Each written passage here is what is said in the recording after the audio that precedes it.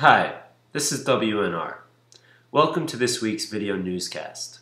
I'm Aaron. And I'm Eliana. Let's get started. Violence has continued in Syria despite the UN-led ceasefire established on April 12th. Syrian government security forces attacked the cities of Hama and Douma after UN monitors left the area, one example of a pattern that has emerged recently. When monitors are present, security force soldiers are inactive, but once they leave, attacks begin. According to the spokesman for UN Arab League envoy Kofi Annan, security forces have targeted and killed Syrian civilians who interacted with the UN monitors.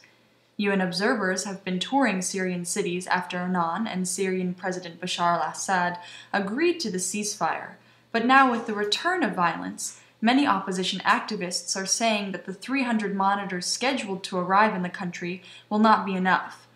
Activists also say that the intensified violence is evidence that al-Assad will not follow through with the peace plan. Sudan has continued to bomb its border with South Sudan.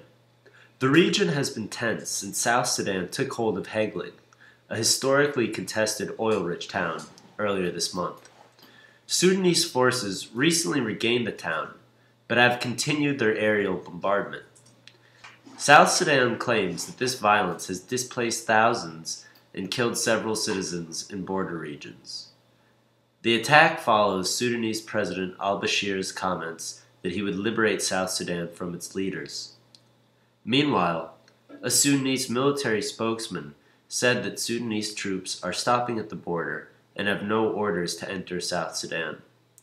South Sudanese President Salva Kiir shortened his planned visit to China, where he was hoping to broker an oil deal. China has not moved forward on the planned pipeline through South Sudan, but has instead pledged humanitarian assistance to the nation. Several days after a successful test of a long-range ballistic missile by India, Pakistan responded with a missile launch of its own. Islamabad demonstrated its defense capabilities by firing an intermediate-range missile that, like the one fired by India, is capable of carrying nuclear warheads. Pakistani officials claim their test was not in response to the Indian display, while India's launch was seen as directed towards its largest neighbor, China. A retired Pakistani army general told the AFP that the focus of Pakistan's recent moves is essentially India-centric, while India's own program is directed towards China. Currently, China's program is the most advanced, but India has made progress recently. Pakistan's nuclear program still lags behind India's, even though it has been supported by China for a long time. As international sanctions continue to be leveled against Iran, the national economy is slowing down, and the Iranian people are beginning to feel the impact directly. There are no signs, however, that the sanctions have had the desired effect of encouraging the Iranian government to abandon its fledgling nuclear program.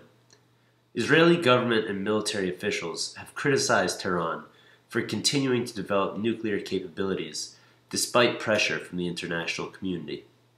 If Iran does not change its path, it can expect to see more sanctions moving forward.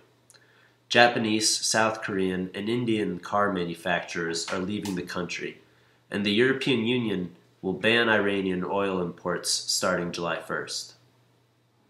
Egypt's Supreme Electoral Commission reinstated the presidential candidacy of Ahmed Shafiq, the last prime minister under former Egyptian President Hosni Mubarak. Shafiq had been disqualified from running in the race due to a newly created Egyptian law stating that no vice president or prime minister who had served in the last 10 years of Mubarak's rule could run for the presidency. Shafiq appealed the disqualification and won. The Jurisprudence Commission for Rights and Reform, a panel of ultra-conservative Islamist clerics, meanwhile backed the candidacy of Mohammed Morsi, running for the Muslim Brotherhood. Looking forward, Morsi and Abdul Monem Abul Futuh are expected to fight for many of the same pro-Islamist votes, which may benefit the candidacies of Shafiq and Ammar Moussa, former president of the Arab League. The election will take place May 23rd and 24th. That's it for this week.